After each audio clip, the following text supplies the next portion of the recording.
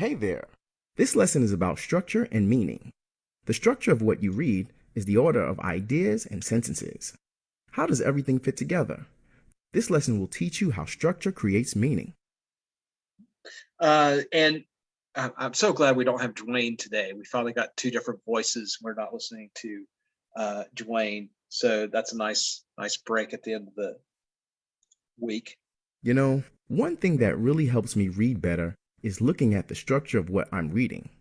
What I mean is, how is it organized? How is it put together?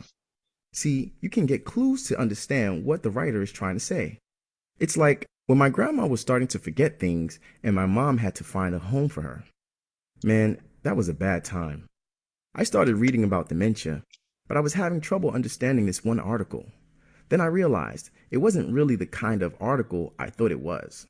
I was thinking it was descriptive, that it's just describing what dementia was. But once I realized it was a totally different kind of article, I got a lot more from it. I could really get what the writer was saying. Here, let me show you. You know, I know I've mentioned a couple of times. I'm reading the Witcher series, which is from what the Netflix show. If you come across it on Netflix, was the books, or that show is based on these books. And before I started reading them, I told a friend, it's like, I'm thinking about reading the Witcher books, and he's like, oh, where are you starting? Because the first two books in that series are he explained, he's like, they're anthologies. And so an anthology is typically like a group of short stories, right? It's not necessarily in any order. And I was like, well, that's kind of weird. And I didn't realize that. And then it's not until like the third book that author wrote that he really gets into, what sort of the TV shows are about, and telling a more kind of conventional linear story, which I haven't even started reading yet. I just finished the second book. But as an anthology, as soon as I opened up, I realized it's like, you're just reading one story, and then the next chapter is sort of another story, and there's no real flow of figuring out what's happening, where the time frame that things are happening. And it kind of works to introduce the character. You kind of get involved in who the character is, but I could also see where it would be maybe not appealing to other people because they're looking for something that might be, I start on page one, and when I end the book, however many pages later, I've had this full story and I've had this all laid out for me. But that's, in this linear fashion, but that's not the way those first two books are put together. So this is one of the resources that comes with this lesson. And I'm just going to briefly go over here. This will be on Google Classroom as well. And of course, it's in the lesson, so you can click on it and open it up. There are more practice questions at the end. But what I want to look at here is the first part. So, looking up the answer to a question in a book, or flip to the end of a story to take a sneak peek at the end, use a how-to guide to complete a project. So if you've done any of these things, you've used structure, right? You know where to find stuff in information in a book just based on how in Western world we organize books. There's like in Japan it's a little bit different. It's kind of like from back to front, but we know, like, if I was to read the conclusion of a book, I'm going to go towards the end. And if you understand how text is organized, then you'll know where to look for information. You'll also know what to expect next, and that helps you comprehend as you read. So that was kind of the thing I'm talking about with The Witcher. It was anthology. It was very hard to say what was going to happen next in those books because it would just go to a new story. And there wasn't, a lot of reference to time. So I didn't know exactly when things were happening. And then a structure, of course, right, is a pattern in a text. And regardless of your purpose for reading, understanding the structure will help you make sense of what you read. So, sometimes you might open a book to get some background on something. You're looking for some specific information, but that book or that article might have a different purpose, may have served a different purpose. So here's a table with some basic types of structure, the most common types of structure that you'll see a writer use. So descriptive text, right, describes what something is like. So those key words, you're going to see things that are describing. You're going to see a lot of adjectives, right? A lot of words that describe nouns. Looks like, smells like, sounds like, feels like, right? That is describing something. That's the structure of the text. Chronological, which I just kind of mentioned, organizes information by time in the order that things happen. So the thing to look for in chronological, and these are talking about probably more shorter passages, but the key words, right? Things are happening in a certain order. So first, second, next, last, lastly, finally, in conclusion. Well, no, I shouldn't say that. That's going to be different. But certainly there's other ones. Secondly, first off, those types of keywords, those signal words will let you know that things are moving in chronological order. Statement and support. So gives an idea, then gives details to support it. So, for example, one reason shows it's true. When we get to writing, we're going to be looking at sort of these, those types of persuasive text will often use a statement and support structure, right? They'll state a argument or a claim, and then they give those supporting details to support that claim. Very, really widely used in a variety of situations, but it's, that's persuasive text. Comparison, right? Compares similarities and differences of two or more things. And then some of those words that you might, run into: similarly, similarity, difference, like, unlike, on the other hand, as well as, also. Cause and effect, right? We've dealt with cause and effect quite a bit. Shows reasons things happen, right? Something happens, that's a cause, and then you have the final effect. We also know that one cause may, result in multiple effects. And then those key words, right? As a consequence, consequently, the cause, effect, as a result, because of, statements like that. And then problem and solution, right? Presents a problem and a proposed solution. So problem, solution, solve, address the problem, whatever it may be. The rest of this will give you some examples and some practice if you so wish to, delve more into this. This is, fairly important because, again, understanding the structure is going to really help with your comprehension with what you read. Let's keep going. Okay, let's talk about structure. Let's get this straight here. There's no unbreakable rules about writing, so you'll read things written in all kinds of ways, but there are some structures that are pretty common. A descriptive structure is when you describe what something is like. A chronological structure tells something in order by time. A statement and support structure makes an argument for something with support. A comparison structure compares similarities and differences. A cause and effect structure tells reasons something happened. And a problem and solution structure gives a problem and suggests a way to solve it.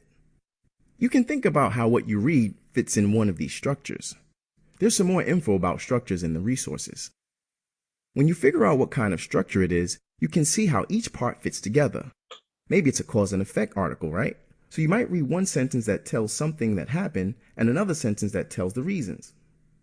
You can see how these two sentences fit together. You can see how paragraphs or sections or chapters fit together. Look for the links between ideas. That's where you really get the meaning. Pay attention to ideas that are next to each other, because they are related somehow. Maybe you're reading a descriptive paragraph about Hawaii. In one paragraph, it describes the beach. In the next, it describes the way the waves hit the shore. So there's a relationship. The second paragraph gives more details about the first. Just remember, there's all kinds of relationships, like contrast or support or cause and effect. Hey, sort of like the structures I was talking about, right? Okay, here's the passage I thought was going to be descriptive. What do you think the structure really is? All right, so let's take a look here at what he has. So, when a parent or loved one has dementia, it's difficult to handle. Most people don't know how to deal with dementia. Um, Unfortunately, the best ways to cope with dementia are not obvious. You're trying to be helpful and rational, but your loved one screams at you why. The problems come down to communication. Your loved one might seem to yell and scream for no reason or accuse you of doing something wrong. Your parent, grandparent, or spouse might make bad decisions or jump to conclusions. Dementia patients can become confused about what's happening or where they are. With all these problems, how can you communicate? Okay. Dealing with dementia is not easy, so be patient with your loved one and with yourself. Remember, a person with dementia can't always control what they do and often can't tell you what's wrong. If your loved one is upset, try to find a reason. Is it because he or she can't remember something? Is it because he or she can't remember something? Is it frustrating to need a nurse or helper? Is it scary to be in a care home? Don't try to argue logically or explain. Don't try to discuss the issue in a reasonable way. Find a way to make your loved one feel better. Do photos of home help? Does music help? Does being left alone for a while help? Also, there is nothing wrong with lying or distractions. When reason doesn't work anymore, a comforting lie doesn't harm anyone. Every person is different. You know your loved one best. Find the things that help make him or her happy and calm. You will make mistakes. That's okay. Don't rely on reason and find out what works best for you. So, going back over here, is that chronological? Is it problem and solution? Is it comparison or is it cause and effect? So, thinking about the structure here, what are some of the clues that we might run into? So, we have, for example, questions being asked at the beginning, right? With all these problems, how can you communicate? So, other key ideas in the beginning, right? Kind of setting that scenario, giving you sort of an example, and discussing, the problems related to dementia. And then the second part, we actually get some explanations, right? Describing what we can do. So by and large, that is problem and solution, right? First half, it's discussing issues with dementia. It asks some questions, and then the second part gives us solutions. Chronological, no. There's no sort of sequence of events happening there. We don't get those signals like first, secondly, lastly, things like that. Not a strong indication of the passage of time. Comparison, we're not comparing anything, right? We're simply talking about dementia. Maybe, if we were looking, I'll make sure you get that, Nilda. Maybe if we, we're comparing maybe other types of neurological issues, like maybe traumatic brain injury, right? Like TBIs, if we were comparing that to dementia or something like that. So, that would be comparison. But here, definitely problem and solution. Cause and effect. Well, there's nothing about discussing what causes dementia. It's, not an effect. It's not talking about, possibly, your actions and the effect that would have on, your loved one with dementia or something like that. So certainly Great job. it's problem and First, solution. the passage talks about problems with dementia. Then, it gives solutions about how to deal with those problems. It has a problem and solution structure. All right, keep going. Now, take a closer look. How about looking at a specific paragraph to see how it fits into the whole structure? Remember, this has a problem and solution structure. What's the purpose of the second paragraph? Okay, so we already determined, right? Problem and solution structure. And then read the passage again. So what is the purpose of the second paragraph? Second paragraph, the problems come down to communication. Your loved one might seem to yell and scream for no reason or accuse you of doing something wrong. Your parent, grandparent, or spouse might make bad decisions or jump to conclusions. Dementia patients can become confused about what's happening or where they are. With all these problems, how can you communicate? So, largely what it's doing is explaining, describing the problem, right? Describing the problems of dementia. Does not explain one problem and its solution, right? We're largely broadly talking about describing the problem. Emphasizes that you can handle dementia problems.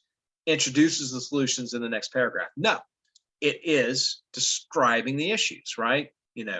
Particularly giving you an example here. They may yell and scream for no reason or accuse you of doing something. Parent, grandparent, spouse might make bad decisions. That is an explanation. It's describing the Great job. problems. This paragraph gives details about problems dementia patients have. The article talks about problems first and then talks about solutions. All right. I think you're getting the idea. What you read has a structure, and you can understand how the parts fit together. So how What just happened? do you get meaning out of that? Well, you can look at how a sentence or paragraph or part of what you read develops the idea. You know about developing ideas, right?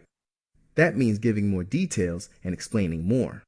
Once you know the structure, you can look for types of details that give more meaning. You can also look at what the whole structure tells you. Why did the author choose that structure? What are the most important ideas? Does the structure help to show you what's most important? Like in a statement and support structure, you can see what the main idea is. It's the statement, right? You can see what the writer thinks is important about it because that's the support. When I think about it, structure is really related to the writer's purpose or reason for writing. Do you see what I mean? If the writer's goal is to show you what it's like to visit Hawaii, a descriptive structure is a pretty good choice. If the writer wants you to vote in the next election, maybe they'll use statement and support to argue why you should vote. That's one way structure helps you understand. It helps to tell you what the writer is thinking. Yeah. And yeah, so Now take another look at the article about dementia. Remember, the structure gives problems and solutions. What do you think the writer's purpose is? so that really like you mentioned, it really helps to identify the purpose an author is writing, particularly with something like as I mentioned, statement and support, right? If it's supposed to be a persuasive text, and a lot of times their details to support their supporting details will be listed in sort of order of importance. That's something we're going to talk about when it comes to your writing. How are you going to structure your writing during your extended response? So really important lesson. And let's look at our passage again. So I believe it's asking us to read the passage, right? Based on the structure, what is the author's purpose? So again, our same passage, right? A difficult situation. Your loved one might seem to yell and scream for no reason. Your parent, grandparent, spouse might make bad decisions. With all these problems, how can you communicate? So largely, right, it's talking about problems of communicating with a loved one with dementia. How do you do that? And then the next three paragraphs explain that. Some ideas that you can use to communicate. So based on the structure, what is the author's overall purpose, right? It's to give strategies to deal with dementia patients, right? That's the purpose there that the author is giving us. See, to analyze why older people get dementia, no. It's not a study. There's no information there. He's not asking, there's no information there as far as why people get dementia. The question really is how to communicate with people with dementia. to emphasize how difficult dementia is. Now, there is some language there to express how, how much of a problem it can be, but it's not, right? That is not the idea presented in the entire text. And then to give general solutions to the problem, no, not necessarily, right? This is really dealing with someone who has a person with dementia in their family, and how to deal with that, right? That's very specific to Great job. C. The writer talks about problems with dementia because the writer wants to give solutions. The writer's goal is to give people strategies to handle dementia. Right. Okay, and I think we're already into our Hey, practice questions. good work on those exercises. Now it's time to do some practice. So, yeah, Nilda, we'll take a look at the answers afterward, and we'll talk about them. So let's go about 15 minutes here. So about 2:22. So you guys work on your own, work through those 8 questions. There's going to be a bit of reading. It's something that you really want to think through, right? And then we'll discuss those afterwards. So take about 15 minutes here to go through those 8 practice questions. Stop sharing there, and I will Hey there. This lesson is about structure and stop meaning. that. Okay, so let's take a look here. Question 1.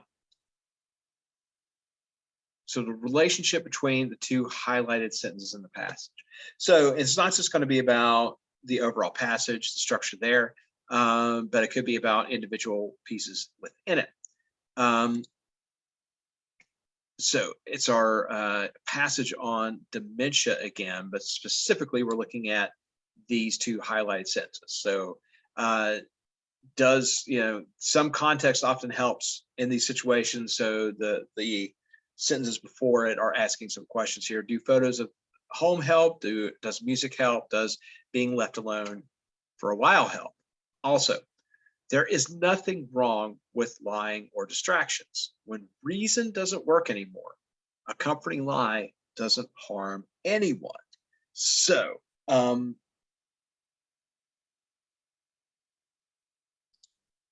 our choices here, right? What's the relationship between the 2 highlighted sentences in the passage? So, sentence 2 gives a reason why 1 says lying is okay. Sentence 2 restates for emphasis. Sentence 1 gives a problem and 2 gives a solution. Sentence 2 contradicts 1 on the subject of lying. So we can rule out that one. They certainly seem to complement each other. Sentence 1 gives a problem and sentence 2 gives a solution. Not so much. We're on the right track there. And the same goes here as far as restating. Now, it's more or less sentence 2 gives a reason why 1 says lying is okay, right? So looking at that again. So also there is nothing wrong with lying or distractions. When reason doesn't work anymore, a comforting lie doesn't harm anyone. So basically gives you a reason why it would be okay, right? Gives you more information as to why that's the case. Yeah, so lying is okay because nothing else works and comforts. Comfort is higher priority. The overall structure of the passage here. So this one is about hydropower. We won't have to worry about reading the whole thing, but where can I look to maybe think about structure? So hydropower means power that comes from water. People have been using water to create power for centuries. More than 2,000 years ago, ancient Greeks used water wheels. Okay, and then we're talking about the 1880s. And then we see at the end of that paragraph, 1881, 1882, 1888. And then we have one of our signal words here, later. Dams took on the primary role in creating power from running water. Then the Austin Dam finished in 1893. Federal government began regulating hydropower in 1889. Larger dams like the Hoover Dam created thousands of kilowatts of energy. In 1949, about a third of U.S. energy came from hydropower. In 2009, between 6% and 10% of U.S. electricity came from hydropower. So, seems like we are moving through time. We had one of those signal words like later, right? Shows the passage of time. We see some historical information. No guarantees that it's going to be chronological, but when we start talking about history, things are probably going to progress chronologically. And then, as a matter of fact, we see the mention of several dates, right? Different years. So that is going to be chronological. There's no comparison. We're just simply talking about hydroelectric energy. We're not comparing years or anything like that. Statement and support. Well, let's take a look here. It doesn't really make a statement as like, the United States should move towards more hydropower or something along those lines. So there's no like real solid statement. This is, sort of informational, and it is certainly chronological. There we go. So the overall text, chronological. How does the structure show that hydropower has become widely used? So basically, each paragraph provides examples of hydropower's increasing use and benefits, right? Talk about the ancient Greeks used water wheels. Then we start seeing hydropower used for electricity in a very limited way, right? Grand Rapids Electric Light and Power Company in Michigan began using hydropower in 1880. It powered 16 lamps. And then using hydropower, Niagara Falls powered street lamps in 1881. Appleton, Wisconsin. So we're seeing the growth of hydropower being used. And as more people are using it, more people are relying on it. So each paragraph provides examples of hydropower's increasing use and benefit. It keeps adding more people and more sites that use it. Hey, perfect. You got all the first three questions. And we'll keep going on. Okay, how does the structure of the passage support the writer's purpose? So the structure helps the author present the history of hydropower in the U.S., right?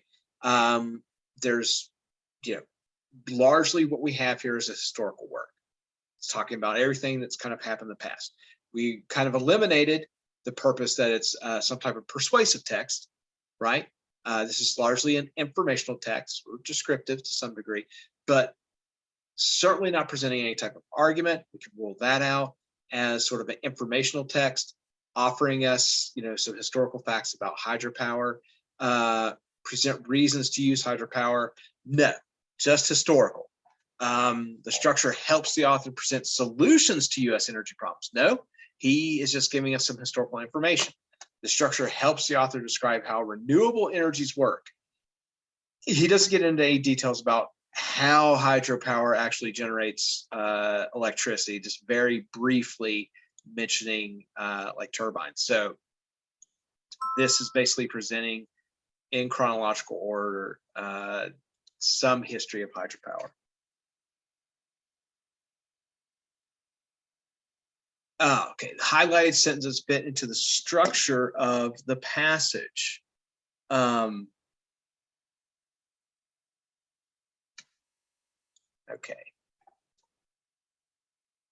So, hydropower has environmental concerns. Water is an important resource. Dams change the flow of rivers. They stop boat traffic as well. Because of concerns about collecting hydropower, the federal government began regulating hydropower in 1899. So the whole paragraph here is talking about some of the problems with hydropower, right? As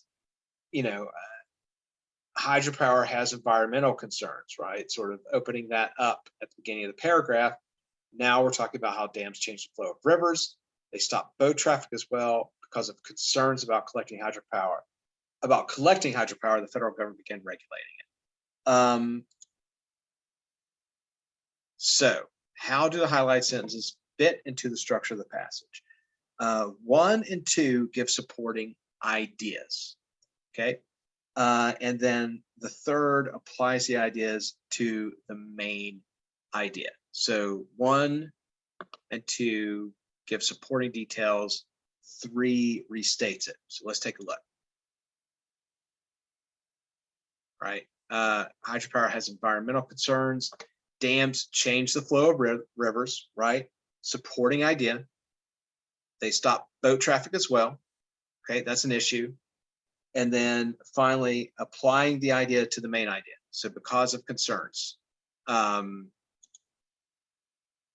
about collecting hydropower, the federal government began regulating hydropower in 1899. So that 1 and 2 restate the main idea, and 3 applies the idea. Just by the way, if you are looking at your if you have your questions open, they may not be in the same order.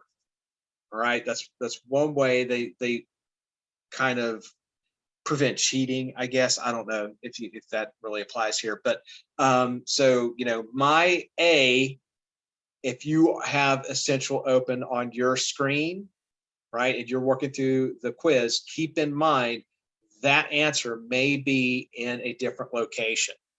All right.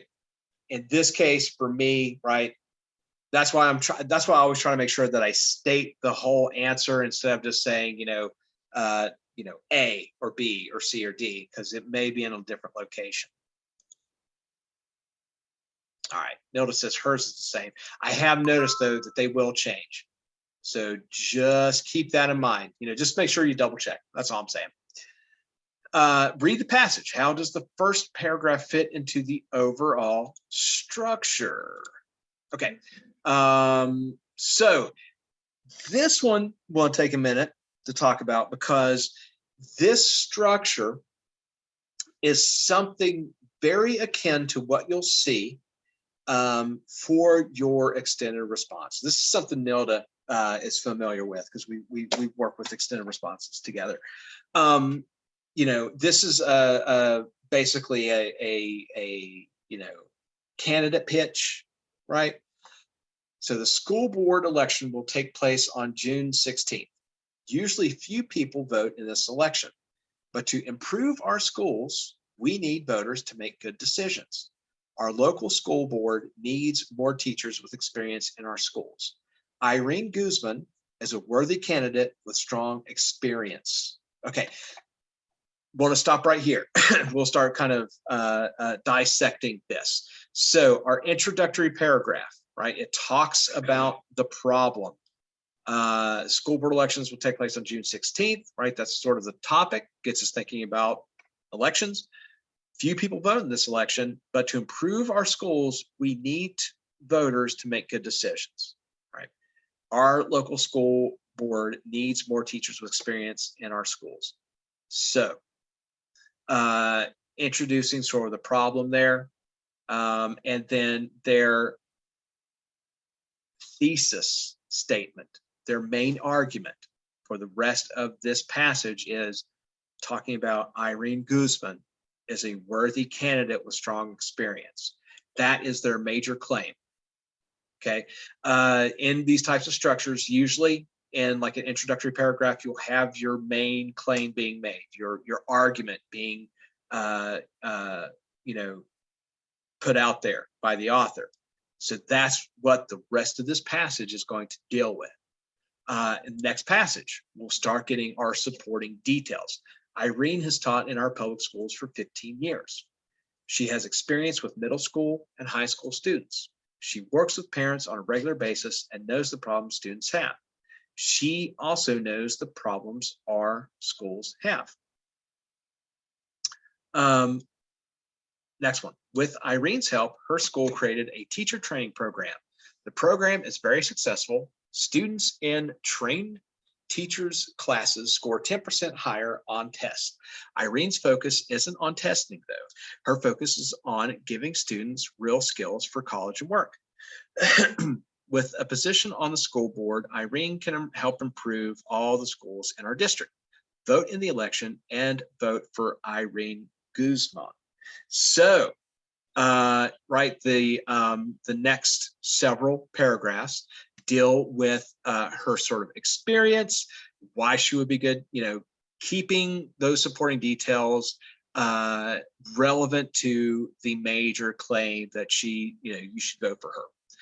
And that smaller paragraph at the end, her conclusion paragraph, with position on the school board, Irene can help improve all the schools in our district. Vote in the election and vote for Irene Guzman. So that little conclusion there, right? Typically restates your argument and makes sort of a final plea. And so when we get to our extended responses and we're thinking about writing, but basically what'll happen, let's say in this case, they were talking about two candidates. You would have another candidate in a passage arguing for them and giving you the reasons you should vote for that candidate. It's just something along those lines. I mean, not that it's going to be specifically something like that, but I just want to point this out because this is definitely a persuasive text, right? Right at the top, Irene Guzman is a worthy candidate with strong experience, persuading you to vote for this candidate. And at the end, vote in the election and vote for Irene Guzman. Definitely a persuasive text. Vote for Irene Guzman. Here's why you should do it. That's the idea presented here.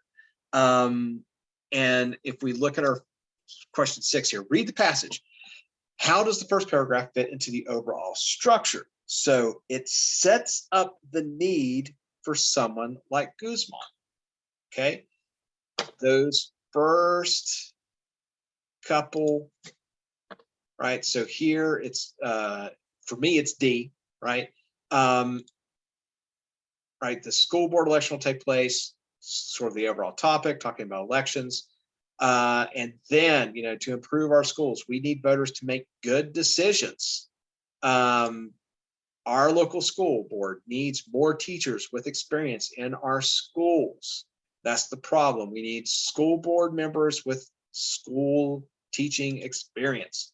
So it sets up the need. That's basically what introductions should do, right? When you write your extended response, we'll talk about that. Basically, we're going to summarize what we read in our introduction and give some points about it. And then, what is the relationship between the two highlighted sentences in the passage? So let's take a look. The program is very successful. With Irene's help, her school created, see, you got to have some context with these. So with Irene's help, her school created a teacher training program. The program is very successful. Students in trained teachers classes scored 10% higher on tests, right? So she had a teacher training program. Sentence 1, the program is very successful. Sentence 2, students in trained teachers classes scored 10% higher on tests. So that makes a claim. And then we have evidence to support the claim, right? Very succinctly, right? Very compactly. The program is very successful, right? That's a claim being made. Students in trained teachers classes score 10% higher on the test. Evidence to support the claim that it's successful. So makes a claim, supports the claim. So that's A for me. Okay. And then the last one, how does the structure of the highlighted paragraph show meaning? So it's that second paragraph. Irene has taught in our public schools for 15 years. She has experience with middle school and high school students. So, right, that is stating Guzman has experience, because Guzman has experience she is a good candidate for the job. So a really well-formed, persuasive text is what we just looked at. And that's what we're going to be dealing with down the road. So I wanted to kind of spend a little extra time on that, sort of dissect it to show you what you might encounter down the road here. So that is, yeah, the paragraph gives Guzman experience. The implied meaning is that Guzman will be able to duplicate that success, or the success she's had in other jobs. Once I realized what the article was doing, that it was giving solutions, it really helped me out. It helped me talk with my grandma, you know. That made everything a little easier, because just getting into arguments and having a lot of stress, that's no good, you know. If you Okay. pay attention to structure. So anyway, right. So that's a good clue when you start reading something. How is it structured? Other times, which we didn't really get into, it'll fall under those sort of basic categories, but you may have information listed, right? You may have bullet points or something like that. And of course, if any information is set aside like that, the author is wanting to make sure it's simplified, so it's important and something that they want to stick out. But overall, yeah, you may use text for different things, and it might not have been its original purpose. Just like, you know, we talked about history and primary sources. You know, putting together a history now, you might read something that wasn't the intention when it was written. Obviously, the you know, me looking at syllabi from the Army War College, there was no intention of some guy 50 years later looking at that, trying to, you know, draw some grand conclusion about, you know, the U.S. Army, you know, through the decades. So, but it is really important to understand, you know, what was the original purpose. You know, we need to take that into account. Any questions on, you know, structure and meaning? Structure. Knowing the structure helps you understand the meaning. So all in all, related again, knowing the purpose, understanding the purpose of a text that you're reading will help you with your comprehension. And, you know, a really good primer as where you start moving into and get down the road to writing those extended responses. So good enough place to stop, I suppose. If there's no questions, it doesn't appear to be. So we'll call it a day here. It's been a long, long week. So hopefully it cools off this weekend and we won't all be sweating next week. So you guys have a good weekend. I'll see you for social studies on Monday at 12:15. Bye-bye. Thank you.